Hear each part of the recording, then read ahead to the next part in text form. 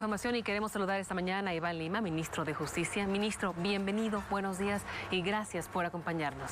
Buenos días, Natalia. Es un gusto volver a Unitel.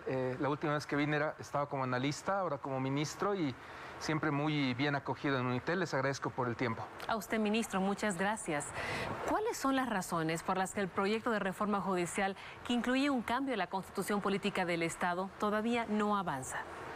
Yo diría que está avanzando, pero no en el ritmo que uno quiere cuando está en el sector privado. Los ritmos políticos son diferentes.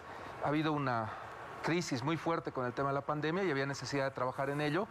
Y el tema de la reforma por la vía constitucional se ha frenado porque no ha sido aceptada, no ha sido acogida por todas las voces que tienen que participar en este proceso. Sin embargo, pienso que estamos yendo a paso firme. El día viernes tuvimos ya una sesión virtual con todos los miembros que han decidido seguir acompañando al ministro en este proceso y el anuncio está claro: mayor pluralismo, 50% de mujeres. Eso me parece que es un avance. ¿Por qué no se tomó en cuenta esto antes, que esté en 50% de mujeres? Porque al inicio tenía la urgencia de que el 7 de marzo esté votando el pueblo boliviano y había que acelerar los tiempos. No hubo respuestas de algunas personas que se invitó y había que comenzar urgentemente. Tal vez apuramos demasiado los pasos, pero bueno, hay que aprender los errores y creo que este 50% de mujeres está garantizado y estamos dialogando ahora con varias personas que nos puedan acompañar en este proceso. ¿Y los dos profesionales que se fueron, cuál fue la razón? La han explicado ellos. Ellos piensan en el caso del doctor Álvarez que solamente una reforma constitucional garantiza un cambio en la justicia. Él va a poder explicar mejor las razones, pero ha comprometido seguir aportando desde el ámbito de su trabajo y su formación al trabajo del ministerio. Tal vez no como parte de un colectivo, pero sí va a seguir acompañándonos. Claramente, él no es más parte, hemos respetado su decisión y le hemos agradecido por el tiempo que nos ha acompañado. Bien, ministro, ahora, ¿cuáles son los avances que se dieron hasta ahora en la justicia boliviana, en los trabajos que usted ha empezado a hacer? Mire, yo le diría que el principal de ellos, que no se ve muy visible, es el que tiene que ver con el trabajo en Sucre. Hay un retraso muy grande en la Asamblea Legislativa y lo debo plantear como una preocupación de la Ley 44. Usted recuerda que el juicio del doctor Cusi, que ha iniciado hace mucho tiempo, aún no termina completamente. Y todos los otros procesos que se emprendió en la Asamblea Legislativa están en riesgo de ser rechazados, porque hemos trasplantado lo que es el proceso penal, que desde ya es complicado y con muchas posibilidades de demora, a la Asamblea, que no está preparada para eso. Entonces, ese cambio hace que el nivel de impunidad esté garantizado en la Asamblea. No hay posibilidad de llevar adelante los juicios contra magistrados y consejeros, y eso está en una ley que espero ya termine de tratarse. Me decía, ¿qué avances tuvieron? Como teníamos esa realidad, comenzamos con un trabajo de coordinación permanente con el presidente del Consejo y el presidente del Tribunal Supremo. Más allá de las diferencias que tenemos, que no puedo negarlas, la urgencia es garantizarle al pueblo boliviano la interoperabilidad. Que usted tenga en el celular acceso a su expediente, que ya no tenga que hacer notificaciones en papel, que ya no tenga el problema de hacer filas. Y esto avanzó sostenidamente. En gabinete aprobamos la anterior semana la ley de interoperabilidad, le hemos pasado a la Asamblea, estamos esperando que salga esa ley y la AGETIC va a tomar un control en esta materia. Ya, por ejemplo, los abogados, y aprovecho Unitel, no tienen que ir al ministerio para tener sus certificados del registro público de abogacía. Todo lo pueden hacer desde su casa y pueden imprimir su certificado ya desde su casa. Esto tiene que ser la regla. Creo que el mayor avance que hemos tenido estos 3 meses es lograr consolidar la interoperabilidad y nos hemos dado un plazo de 150 días en el proyecto de ley para terminar de funcionar todos los sistemas en interoperabilidad, garantizando que el ciudadano no tenga que hacer filas. Debería ser menos tiempo, y es lo que yo reclamo, pero estoy esperando que la Asamblea saque esta ley. Ojalá que esta semana la agende. ¿A qué se deben los retrasos en la aprobación de leyes en la Asamblea, ministro? Lo mismo que hay independencia judicial, yo respeto mucho la independencia de la Asamblea. Creo que el presidente de la Asamblea, Nato, el vicepresidente Choquehuanca, Andrónico Rodríguez y el profesor Freddy tienen que lograr consensos importantes. El hecho de que no tengas 2/3 de votos en la Asamblea y el diálogo permanente que tiene que haber, me parece que plantean un paso previo. Si usted se fija en la ley de emergencia sanitaria que pudo haberse aprobado rápidamente, se ha criticado que no se haya discutido con los médicos. Lo mismo me está pasando ahora con la ley 348. Probablemente podríamos estar ya aprobando una ley 348 para el 8 de marzo, pero la crítica es que agotemos el diálogo con la sociedad civil. Entonces, me parece que tenemos que tener un equilibrio. Hay que escucharnos todos, pero hay urgencia de sacar normas y de tener leyes. Un equilibrio debería ser necesario. Ni mucho tiempo de consulta, ni poco tiempo.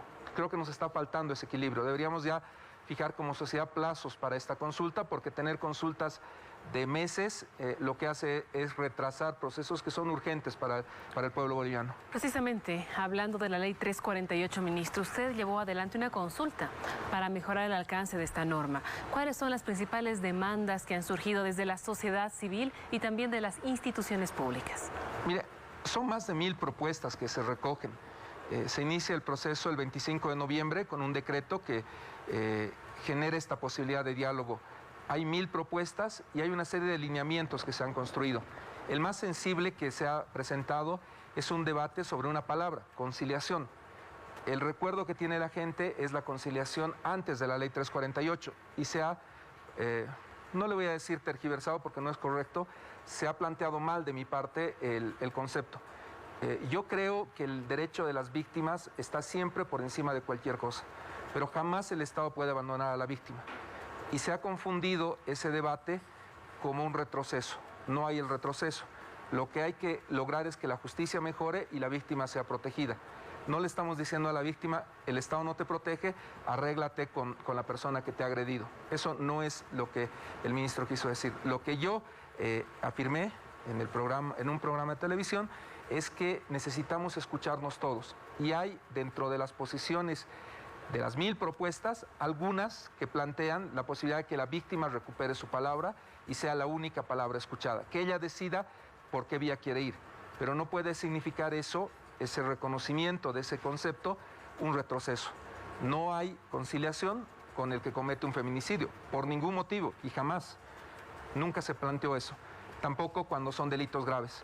Lo que sí debe quedar claro es que necesitamos transformar la ley 348. En el país hubo 11 feminicidios, hay uno que se produjo el sábado, que tenemos una duda si fue o no feminicidio, y todas esas personas están ya con detención preventiva, muchos han fallecido. Y en el ministerio estamos haciendo un seguimiento de cada uno de los casos. Creo que ese es el rol del Estado, acompañar a las víctimas permanentemente. Y este debate de la 348 lo tenemos que dar.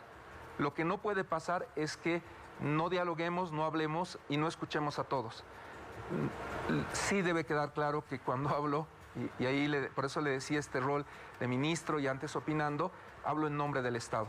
Y el Estado le ratifica a todas las víctimas que no va a haber conciliación en el modelo que hemos superado. El derecho es progresivo, los derechos humanos no retroceden y esa es la posición del Estado. No vamos a dar ninguna posibilidad de abandonar a las víctimas en los casos graves de violencia, de feminicidio que se dan en el país. No hay ese retroceso, pero vamos a escuchar a todos y vamos a sacar esa ley 348 este año, lo más pronto posible. Y estamos escuchando a todos. Ese anteproyecto yo quisiera anunciarlo ya pronto, lo más pronto posible, pero tengo que seguir los pasos de la institucionalidad pública y ojalá esta semana se agoten y podamos comenzar esta etapa de escribir cada una de las letras del anteproyecto en consenso con quienes han aportado sus ideas. ¿Cómo creen que su propuesta va a lograr disminuir el número de feminicidios, abusos sexuales, abusos económicos de los que son víctimas muchas mujeres? Mire, yo creo que en la ley 348 se ha hecho un avance muy importante. Se ha reconocido que no hay un nivel único de solución. La ley por sí misma no soluciona el problema. Y ahora en las propuestas que hemos recogido de todo el país, se ha visto que hay problemas en la coordinación entre el Estado. Una víctima tiene el CIPLU, el CEPDAVI, el CEPDEV, los SLIMS. Hay una institucionalidad que además de lo privado, confunde a la víctima. La víctima no sabe por qué vía va a ir. Entonces tenemos que organizar esta etapa de reacción del Estado y no necesariamente por acudir directamente a niveles judiciales. Hay que acelerar la protección a la víctima.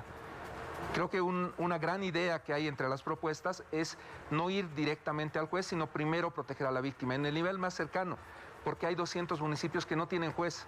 Estamos dejando a esas mujeres sin ninguna protección.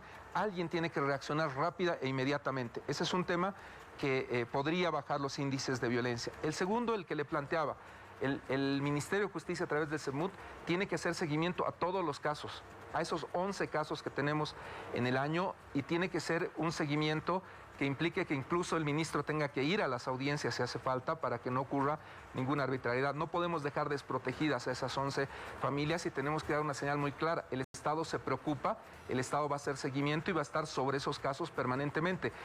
El año pasado hemos tenido más de 100 casos, ahora tenemos 11 en el primer mes, segundo mes. Tenemos que ser mucho más eficientes con combatir la impunidad y comprometer a jueces y fiscales. Lo están haciendo, no me quejo en eso, han estado actuando eficazmente. La eficacia en la sanción, más que penas altas, que tiene que haber penas altas, un combate efectivo en este tema. Y el tercer tema que es muy importante o que se ha acogido en todas las propuestas, la parte económica. Una reforma sin presupuesto es un discurso, y no queremos un discurso, queremos soluciones reales. Y ahí necesitamos un acuerdo entre todos los niveles. Son los temas que se va a discutir en la reforma a la 348. Ahora, para terminar y muy breve, ministro, usted propone que la agresión a la mujer deje de ser un delito de orden público y pide a la víctima que decida si va a denunciar o no al agresor. No, por ningún motivo y en ninguna circunstancia. En todos los casos, el feminicidio es un delito de orden público, la violencia grave es un delito de orden público y no se ha planteado eso. Le agradezco por la pregunta porque se ha llevado en redes sociales, que es algo que yo aprecio mucho, un debate que no es real. La propuesta no está construida, se está construyendo, por lo tanto no puede haber esa afirmación. Pero un segundo elemento, cuando se redacte la propuesta no se va a tener ese retroceso. Por ningún motivo un delito de orden público puede ser sujeto de conciliación. Eso tiene que quedar completamente descartado. El rol del Estado es proteger a la mujer y la crisis de la justicia no se la podemos traspasar a las mujeres. No les podemos decir, yo no tengo capacidad de llegar, no tengo capacidad de solucionar, tú arregla tu problema. Eso es un error y eso no se va a permitir. Contrariamente, queremos involucrarnos directamente a través del SEMUT en todos y cada uno de esos casos. Bien, gracias, ministro, por estar con nosotros. A las órdenes. Buenos días para usted. Gracias. Gracias.